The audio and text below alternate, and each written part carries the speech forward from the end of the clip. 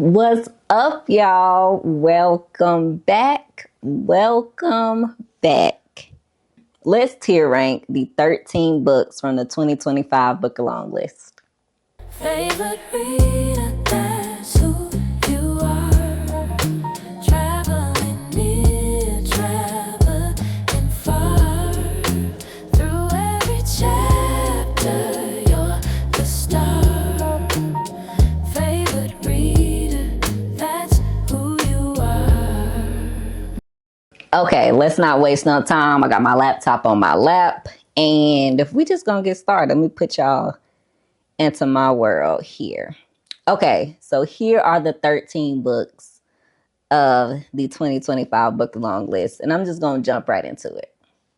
So the way I'll be doing this is I'm going to be putting them in these three tiers: really liked, just okay, and didn't really like.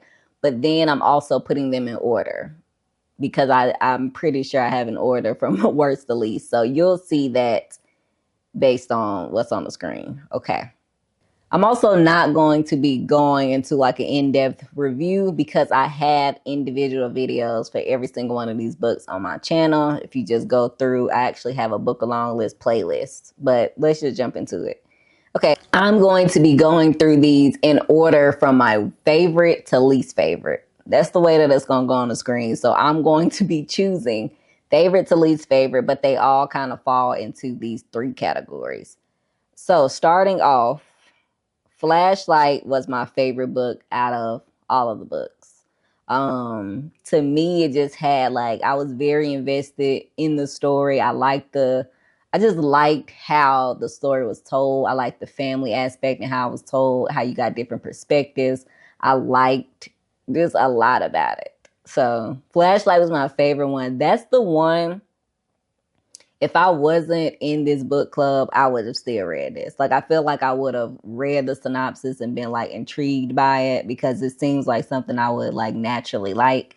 And then if I would have read it, I would have been like, man, this is good. So that's my favorite book. It's my favorite book from the Booker long list. Okay, next.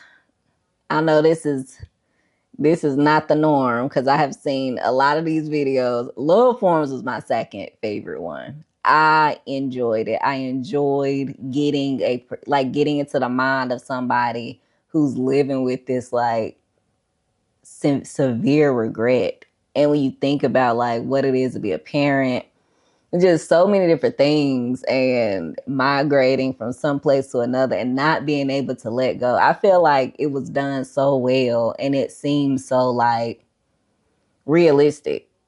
I enjoyed it. So that was my second favorite on the list. Again, I have watched these videos and this one has ranked low. But for me, I really liked it. The South. Yeah, I enjoyed it. These three and this really liked, I would have read these, I believe, regardless of if I was in a book club. These are the ones that made it worth it to me.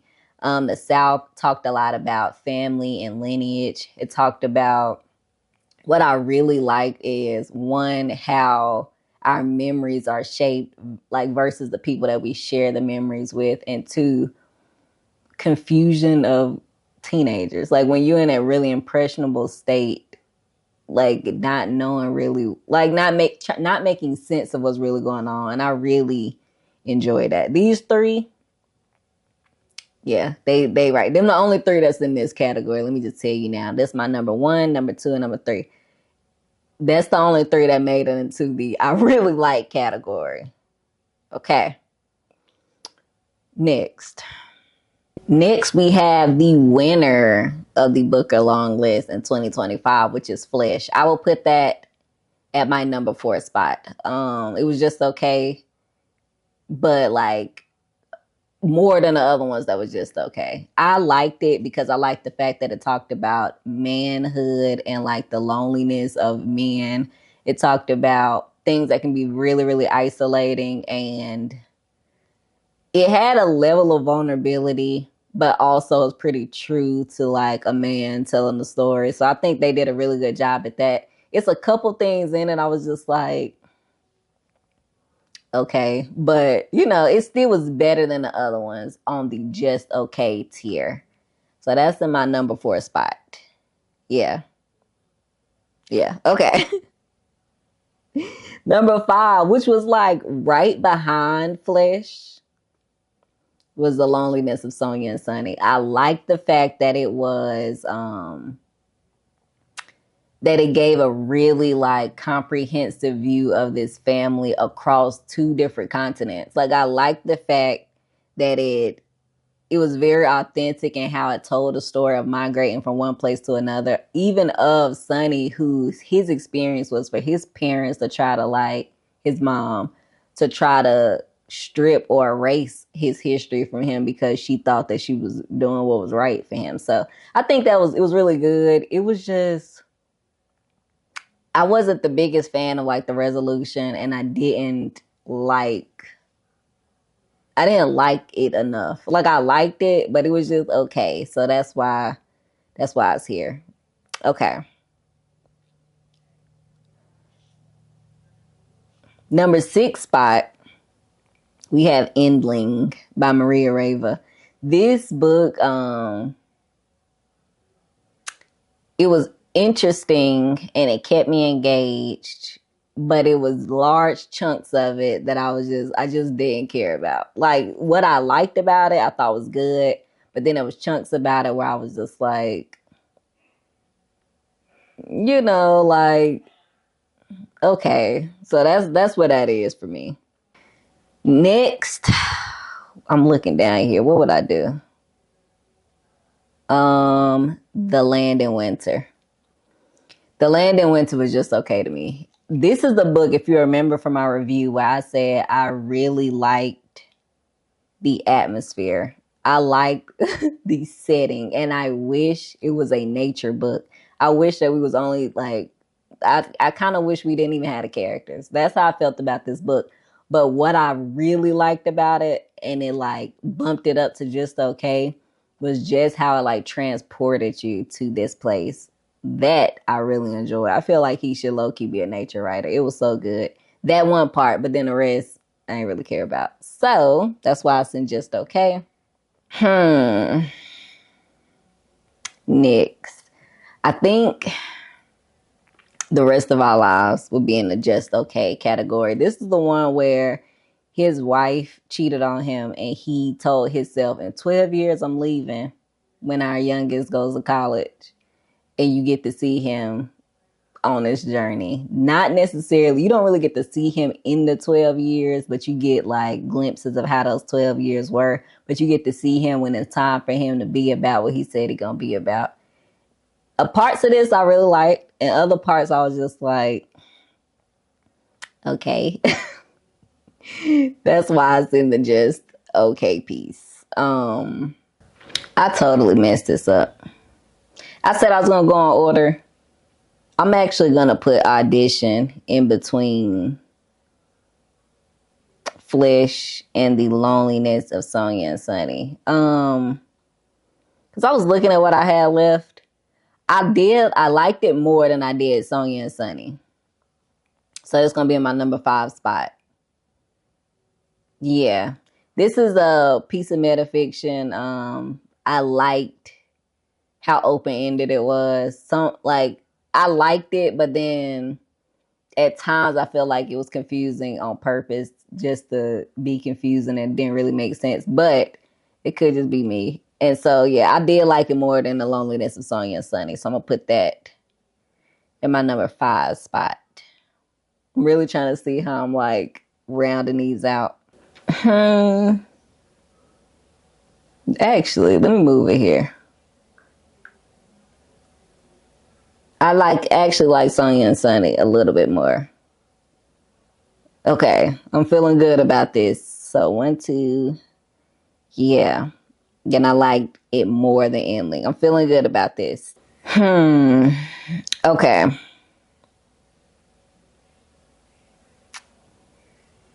This is where it get a little tricky, sticky.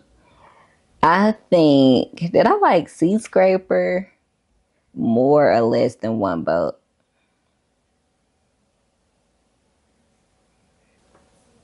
Seascraper would be next. This is the one about the guy who is a sea scraper. He literally scrapes scrapes shrimp from the sea. And then when this American filmmaker comes to his town, rocks his boat, a lot of other things happen with that. I did like that. It was kind of like, I didn't like it. It was okay. That's why it's in this category. I didn't like it or dislike it.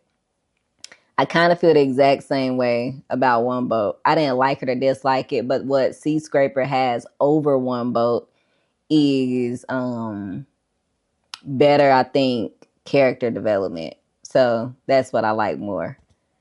These last two, easy. Misinterpretation. I didn't really like this book. It had elements that I could have liked. I didn't like how it was carried out. I didn't like the weird pieces of it seemed to be so out of place. I just didn't like, and I feel like it could have been something done so much more with this Albanian translator and her client that I just feel like it was so like, it just wasn't capitalized on. I didn't like it. 100% Universality was my least favorite book of this list. I could have actually done without reading these bottom two. I mean, I really could have done without reading those last two tiers because I only really like three. Still glad I read them. Yeah, I'm feeling good about my ranking on these.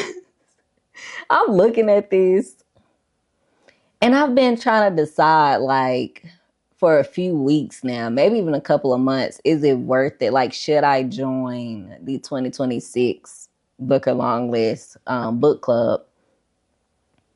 I'm leaning towards no. I'm leaning towards no because most of these, I feel like they were just okay. And I could have just read those three. I feel like it's not that I wouldn't have known they existed because, you know, you see these books everywhere. So I'm thinking I won't join the 2026 Booker Longlist. I'll just see what gets nominated and see if any of them actually like stand out to me because I don't know. These stats crazy. That's it, y'all. Let me know if you read any of these. I'm looking at this list like that's crazy. Anyways, that's it, y'all. I am done reading through the Booker Longlist of 2025. Done. I did like having like a long list to kind of go through and complete. I did like that part. I just didn't necessarily think that every book on here was worth the time of reading it. So I don't know. Maybe I'll find another nomination list to go through or something. I'm not sure, but I don't think it's gonna be the Booker Longlist. I just don't. But those three at the top, I did like them. I did like them. So that's it, y'all. Let me know if you read any of these, if you want to, if any of them sound interesting to you. And I'm going to see you on the next one.